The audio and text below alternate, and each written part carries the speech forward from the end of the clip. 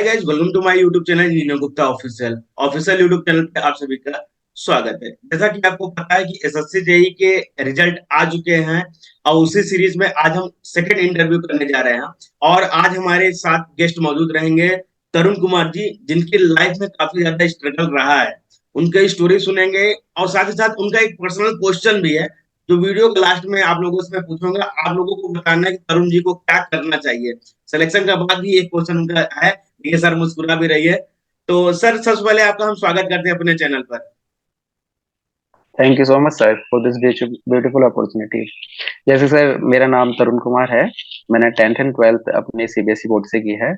और 2013 में मैंने बीटेक में एडमिशन लिया in doctor APJ Abdul Kalam technical university से। उसके बाद मैंने 17 में पास आउट किया। 17 पास आउट होने के बाद मेरे पास कोई प्लेसमेंट नहीं थी। उसके बाद मैंने सोचा कि चलो गवर्नमेंट की तैयारी कर लेते हैं। तो मैंने गेट में एडमिशन लिया। टाइम्स करके एक इंस्टीट्यूट है, उसके अंदर। उधर मैंने पढ़ाई करी काफी, सेल्फ स्टडी और कुछ सर के गाइडलाइंस के अंदर, उसके अंदर। बट मेरा कुछ ज्यादा कुछ आउटपुट निकल नहीं पाया। तो मैं गेट भी क्लियर नहीं कर पाया उस टाइम। उसके बाद मैंने 17 के बाद मैंने सेल्फ प्रिपरेशन स्टार्ट करी कि अब कोई बात नहीं, नहीं हुआ तो बट हारना नहीं है, ट्राई करना है आगे भी। तो मैंने ट्राई करा आगे जाके। मैंने वो गेट दिया दोबारा, फिर मैं गेट मैंने क्लियर करा 18 में, फिर मैं 19 में भी दोबारा दिया, 20 में भी दिया, 21 में भी दिया। बट मेरे को कहीं पीएससी में जॉब नहीं मिल रही थी। फिर मैंने सोचा कि ऐसे टाइम वेस्ट करने से अच्छा है कहीं किसी एमटेक में एडमिशन ले लेते हैं।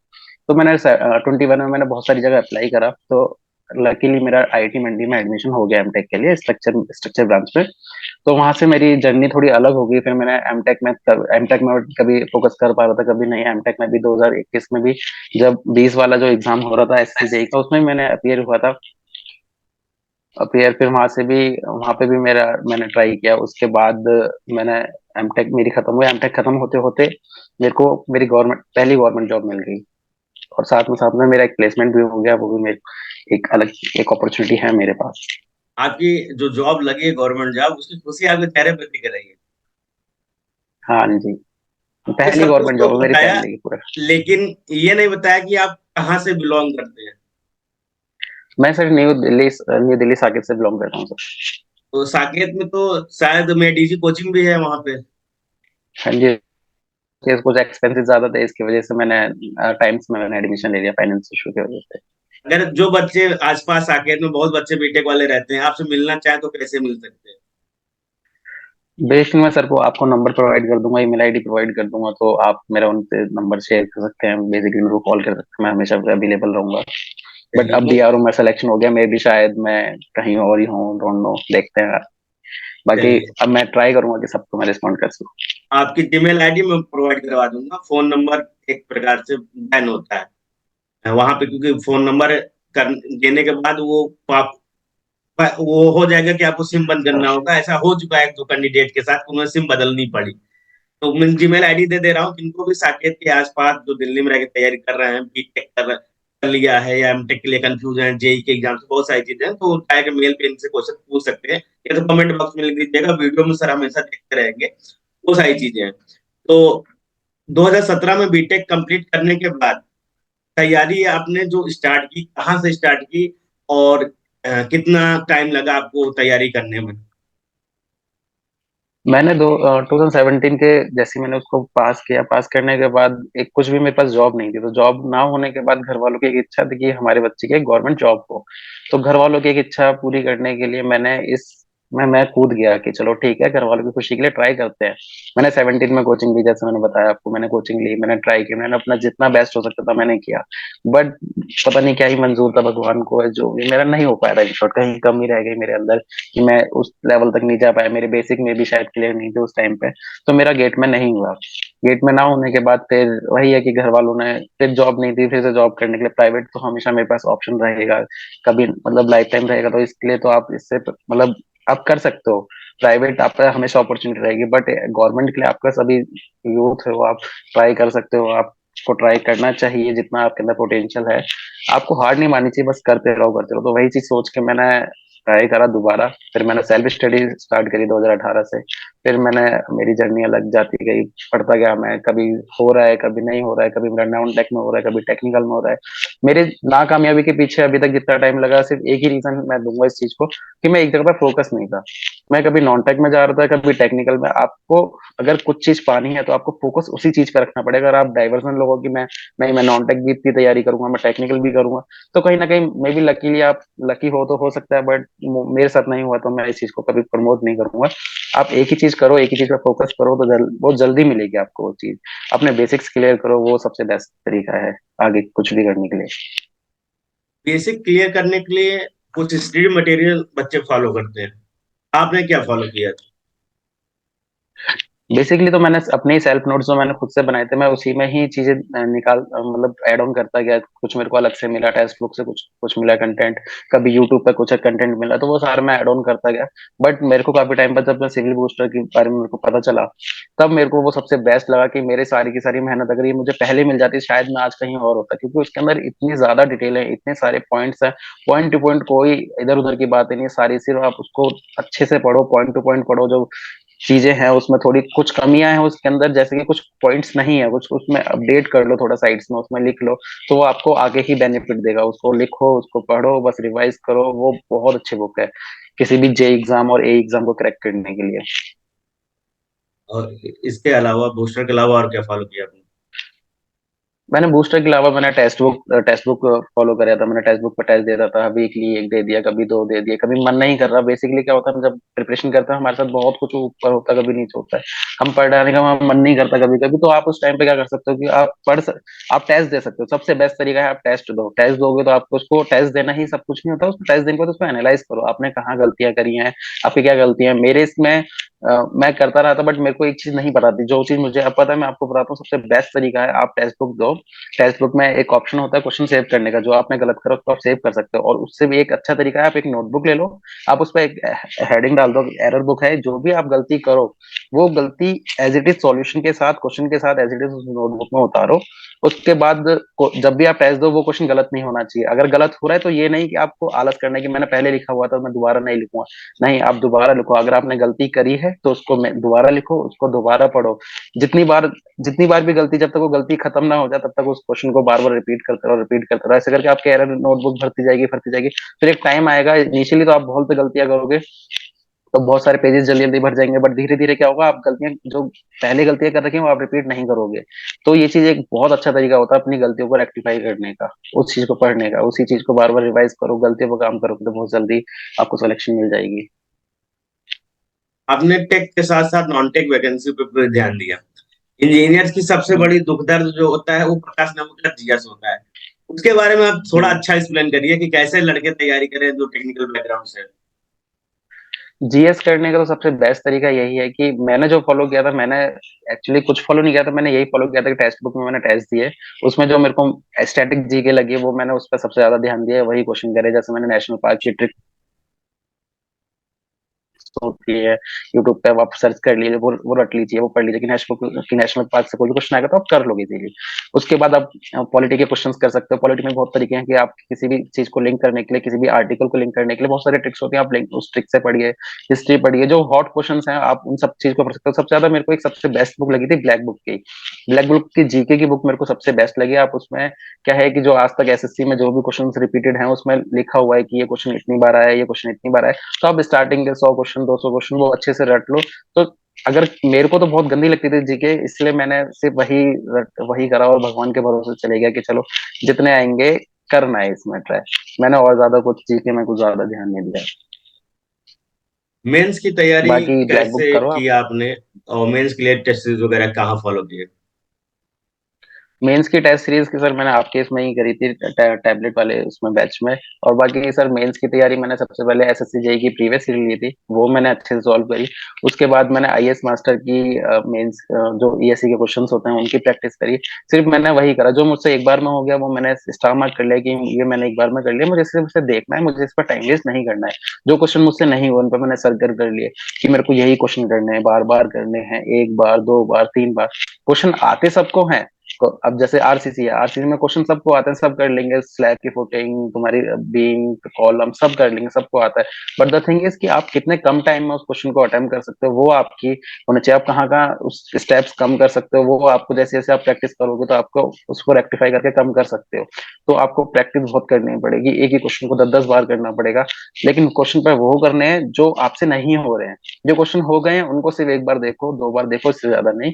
और बाकी आपको इस बार के पेपर ने सबको मतलब अलग ही कर दिया कि इस बार मेरा ज्यादातर थ्योरी, मेरा न्यूमेरिकल पे ज्यादा पोर्शन मेरा स्ट्रांग है, थ्योरी मेरी वीक है। बट मैंने इतना ज्यादा ध्यान नहीं दिया था थ्योरी पे, बट स्टिल थोड़ी बहुत की थी। और मेरी एडवाइस सबके लिए यही होगी कि आप थ्योरी पे भी इक्वली ध्यान दीजिए, जिससे कि आपका कुछ गलती ना हो, कहीं पेपर में ज्यादा थ्योरी हो जाए तो आप ज्यादा इजीली अटेम्प्ट कर सको उस चीज को। आपने मेंस में टैबलेट बैच ज्वाइन किया था, तो जो नए स्टूडेंट है, हाँ। उनको ये थोड़ा क्लियर करिए कि टेस्ट सीरीज ज्वाइन करने का कितना बेनिफिट होता है टाइम मैनेजमेंट के लिए। टेस्ट सीरीज ज्वाइन करने का बहुत अच्छा बेनिफिट होता है। उसमें बेनिफिट ये होता है कि आता सबको है, लेकिन उस 2 घंटे के अंदर आप कैसे उस पेपर पे आप अपनी नॉलेज को दिखा रहे हो, वो सबसे मेन होता है। जैसे आप फर्स्ट टाइम दोगे उस टेस्ट सीरीज को, आप दोगे, कभी भी ट्राई करोगे कि 2 घंटे का मेरे को देना है, आप घर पे होगे, आपको इतना ज्यादा प्रेशर फील नहीं होगा। बट स्टिल फिर भी आपको प्रेशर ना होने के बाद भी आप 2 घंटे में इतने अच्छे नंबर नहीं लेके आ पाओगे फर्स्ट टाइम पे, जितना जो मैंने फील किया है। आप करोगे, आप लिखो, कभी आपकी राइटिंग खराब हो रही है, कभी आप कोई वैल्यू भूल रहे हो, कभी आप कोई स्टेप भूल रहे हो। मेन पेपर में जब आप पेपर करने बैठोगे तो आपको बस सोचने तक का भी टाइम नहीं मिलेगा आपको। तो आपको इतनी प्रैक्टिस कर लेनी है टेस्ट दे दे के कि उधर मैं सोचू ना, क्वेश्चन दिखे, बस मेरा हाथ चलता रहे, मेरा दिमाग चलता रहे, मेरे को सोचने की जरूरत ना पड़े 1 सेकंड भी। वहाँ एक एक सेकंड बहुत इंपॉर्टेंट है। और टेस्ट सीरीज बहुत वो करती है। मैंने स्टार्टिंग में जब दी थी, मेरे ज्यादा अच्छे मार्क्स नहीं आते, बट मैंने उन्हीं अपनी गलतियों को, जो क्वेश्चन मेरे से नहीं होते, मैं उनको बार बार ट्राई करता गया। और वो फिर मेरे कम टाइम पे मैं कर ले रहा था आराम से। और जो ज्यादा आपको ज्यादा हार्ड क्वेश्चंस में नहीं जाना, सिर्फ इजी इजी क्वेश्चंस को ट्राई करो। आईएएस मास्टर ईएससी के क्वेश्चंस जो भी हैं मेंस में जो आए हैं, सिर्फ इजी इजी क्वेश्चन पकड़ो, आपका इजीली हो जाएगा। आप उसी को प्रैक्टिस करो बार बार, सारे क्वेश्चन उधर ही से रिपीट होते हैं। रिवीजन सभी बच्चों का एक हो नहीं पाता है, तो रिवीजन को कंटिन्यू कैसे रखा जाता है, ये आप बताइए। रिवीजन करना सबसे बेस्ट है आपकी जर्नी में। सब पढ़ते समय, लेकिन कुछ टाइम बाद ना भूल जाता, तो उसी से बचने के लिए आपको हफ्ते में एक ना एक बार तो एक सब्जेक्ट को आपको आगे से उतार लेना चाहिए कि हाँ ठीक है, मैंने ये सारे सब्जेक्ट मैंने रिवाइज कर लिए। वीकली ये चीज एक ना एक बार होनी चाहिए सब सब्जेक्ट को लेके। आपसे अगर पूरे आप सब्जेक्ट आप रिवाइज नहीं कर पा रहे तो आप शॉर्ट नोट्स बना सकते हो, उसमें अपना टॉपिक लिख सकते हो कि आपको कौन से टॉपिक में दिक्कत हो रही है, आप उस पर ज्यादा फोकस करिए। इंस्टेड ऑफ कि आपको जो आता है आप उस पर ज्यादा टाइम दे रहे हो, आप सिर्फ अपनी गलतियों को लिखिए कि मैं कहाँ गलती कर रहा हूँ, मेरा कौन सा टॉपिक वीक है, मैं कौन से क्वेश्चन नहीं बना पा रहा हूँ। वो सब आप लिखिए, आप उस पर ज्यादा टाइम दीजिए, उसको कीजिए बार बार। और हफ्ते में एक बार कभी टेस्ट दे दिया, मन नहीं करा पढ़ने का तो टेस्ट दे दिया, फिर आप रिवाइज करो एक हफ्ते, मतलब एक नोटबुक बना लिया, उसको रिवाइज करिए, शॉर्ट नोट्स को रिवाइज कर लिया। पहले स्टार्टिंग में तो आप लॉन्ग सारे नोट्स को करिए, लेकिन जब आपको धीरे धीरे चीजें आने लग जाएंगी, इजी इजी चीजों को एलिमिनेट करो, हार्ड चीजों को आप पढ़ते जाओ बार बार। यही बेस्ट तरीका होता है। धीरे धीरे करके एंड में जब आपका एग्जाम होने वाला होगा मेंस का, तो या तरीका कोई या कोई सा भी, तो आप बस सिर्फ और थोड़ी सी चीज रह जाएगी। इजी चीज तो आप पहले पहले एनिमेट कर सको, हार्ड चीज को आप बार बार कर चुके हो तो वो भी हार्ड भी चीज इजी हो जाएगी। स्ट्रगल क्या रहा आपके तैयारी के दौरान, क्या क्या चीजें फेस करनी पड़ी, लगा कि अब छोड़ दूं, फिर तैयारी की, फिर छोड़ दूं, ऐसा होता है, अप एंड डाउन आते हैं, बिल्कुल। फाइनली सिलेक्शन हो ही जाता है, तो क्या क्या स्ट्रगल रहे हैं आपके तैयारी के दौरान। मेरी लाइफ में तो मैंने बहुत फेस किया है। कभी मैंने बताया था कि मेरा कभी नॉन टेक, कभी टेक्निकल, कभी कहीं हो रहा है, मैं एंड में पहुंचने के बाद भी मेरा ये है कि मैं एंड में मेरिट लिस्ट में नहीं आता। तो बहुत बहुत डिसअपॉइंटमेंट होती है कि अब क्या करें, अब नहीं हो रहा है, बहुत ट्राई कर लिया, छोड़ दें। लेकिन आपको लगे रहना, आपको छोड़ना नहीं है। अगर हो सकता है तो आप कोशिश करिए कि उस चीज को बार बार पढ़ो। डिमोटिवेट नहीं होना है, इन शॉर्ट आपको कुछ ना कुछ करके पढ़ना ही है बस। और अगर हो सकता है तो आप एडटेक में एडमिशन ले सकते हो, जिससे आपका टाइम थोड़ा बच जाए, टाइम सेव हो जाए। बाकी डिप्लोमा वाले और आगे फर्दर स्टडी कर सकते हैं, लेकिन ऐसा नहीं है कि साथ वाले डिप्लोमा वाले बहुत अच्छा पढ़ रहे हैं। अगर आप आपको डिमोटिवेट नहीं होना, इन शॉर्ट आपको बस बार बार एक ही चीज पढ़नी है, आपको हो जाएगा एक ना एक दिन। छोड़ना नहीं है, कभी भी डिमोटिवेट नहीं होना। डिमोटिवेट अपनी फैमिली को देखो, फैमिली फ्रेंड से बात करो, जो भी आपके आसपास में दोस्त होंगे आपको मोटिवेट करते होंगे, कोई चीज आपको मोटिवेट करते होगी, वो चीज करो, बस कभी हार मत मानो। मैंने 5-6 साल अपने अपनी लाइफ में मैंने एक ही चीज को दिए हैं, तब जाके आज मेरा सिलेक्शन हुआ है। और आपने अगर एक ही चीज पे फोकस करो तो आपको जल्दी मिल जाएगी सिलेक्शन। तो ऐसा मेरा मानना आप आपकी फैमिली में जब पता चला कि आपकी फाइनली गवर्नमेंट जॉब लग गई है, क्या रिएक्शन था? अब किसको बताया सबसे पहले आपने? है। मैंने तो अपने फादर को बताया था सबसे पहले। मेरे पापा बहुत खुश हुए थे ये चीज सुन के कि मतलब बच्चे का हो गया फाइनली, क्योंकि उन्हें मेरे पास प्राइवेट जॉब भी थी, बट वो प्राइवेट जॉब से खुश नहीं हुए थे। उन्होंने जैसे सुना कि लड़का गवर्नमेंट जॉब में होगा तो उन्होंने पूरे खानदान में बता दी कि मेरे लड़के का एडमिशन वो हो गया, गवर्नमेंट निकल गया, चलो सरकारी नौकरी लग गई है घर में किसी की। तो मेरे पूरे खानदान में ये पहली थी, तो बहुत खुश है मेरे घर वाले सारे के सारे। आप थोड़ा एक पर्सनल क्वेश्चन ये है कि मेरी वीडियोस कब से देख रहे हैं, कब से फॉलो कर रहे हैं गुप्ता जी की वीडियोस को? मैं ऐसे ही जब भी मैं डिमोटिवेट होता है ऐसे यूट्यूब पे डाल लेता था कि मोटिवेशन, तो उसमें कहीं ना कहीं एक बार मैंने आपका उसमें मेरे को लिंक मिला था कि इंटरव्यू टाइप का कुछ चल रहा था, जैसे मैंने एसएससी से कुछ रिलेटेड। जब मैंने फर्स्ट टाइम देखी तो मैं उसका एडिक्टेड हो गया था कि रियल में क्या क्या दिक्कतें आती हैं लोगों को। मैंने लोगों से काफी आपकी वीडियोज में काफी लोगों ने बताई चीजें कि ये जो आप गलती करते हो उसको लिखो उसको देखो, मैं उधर ही से सीखा हूँ सारी चीजें। तो ये चीज आपके मतलब उस टाइम से मैं कंटिन्यूअसली फॉलो कर रहा हूँ। कुछ एक दो वीडियो अभी मिस हो गई होंगी, बट मोस्टली मैंने सारी की सारी वीडियोस देखी हैं और काफी मोटिवेशन मिलता है आपकी वीडियोस देख के मुझे। क्योंकि बंदे का कोई रियलिटी, रियल में बंदा क्या स्ट्रगल फील कर रहा है वो आप मैच कर सकते हो सामने के साथ कि यार इसका भी नहीं हुआ था तो इसको ये भी टाइम लगा रहे हैं ना, तो मुझे भी करना चाहिए। वो गलती उसने जो गलती करी वो गलती मैं भी कर रहा हूँ, बट मुझे रिपीट नहीं करनी वो गलती, उसकी गलती से सीखना है। अगर आप दूसरी गलती से सीखोगे तो आप अपना टाइम बचाओगे, और टाइम सबसे इंपॉर्टेंट होता है। तो कभी सोचा था कि गुप्ता जी के सारे इंटरव्यू करने का मौका मिले? पहले तो लगता था कि नहीं होगा, लेकिन जैसे जैसे मोटिवेशन मिलती है लोगों को देखता था कि उन्होंने उन्होंने भी आपकी वीडियो देख के उन्हें मोटिवेशन मिला कि किसी दिन मैं भी आऊंगा। तो हाँ, मैंने भी देखा था कि मेरे को भी लगा था कि कभी कभी जब मेरा हो तो मैं सर के पास डेफिनेटली अपना वो लेके जाऊंगा कि हाँ सर मेरे को करनी है, मेरे को भी इंटरव्यू देना है, लोगों को बताना है अपनी जर्नी के बारे में। नए वाले बच्चे जो अभी तैयारी कर रहे हैं, मतलब लास्ट ईयर से तैयारी कर रहे हैं या अभी जुलाई से फिर से आएंगे तैयारी करने के लिए, उनके लिए क्या एडवाइस रहेगी कि वो क्या गलती ना करें? आप डिस्ट्रैक्ट मत होइए, बस एक ही चीज को लेके आप पढ़ते रहिए। सबसे अच्छा है कि आप आपको डिस्ट्रैक्ट नहीं होना, सिर्फ एसएससी जेई निकालना तो एसएससी जेई जेई से। और सबसे अच्छा हमारे इसमें टेक्निकल में यही है कि आपको सिलेबस कन्फाइंड है कि आपको वही पढ़ना है और सब एग्जाम में वही आना है। तो आप एक बार सिलेबस अच्छे से पढ़िए, सारे के सारे अपने बेसिक क्लियर करिए। डाउट डाउट है अपने टीचर से पूछिए, किसी न किसी से डाउट क्लियर, फ्रेंड्स होते हैं सारे, सबसे पूछिए आपस में तो क्लियर हो जाता है डाउट। तो वो डाउट्स क्लियर करने के बाद आप एक बार सब्जेक्ट को अच्छे से पढ़ लो, आपको दोबारा जरूरत नहीं पड़ेगी। सिर्फ एक बार मेहनत करोगे आपके उसके बाद सारे के सारे एग्जाम क्लियर होंगे। बस एक बार जो पहला एग्जाम क्लियर करने में दिक्कत होती है उसके बाद नहीं होती। बहुत अच्छा तो मेरी इंटरव्यू यही रहा। एडवाइस है कि आप अच्छे से करो।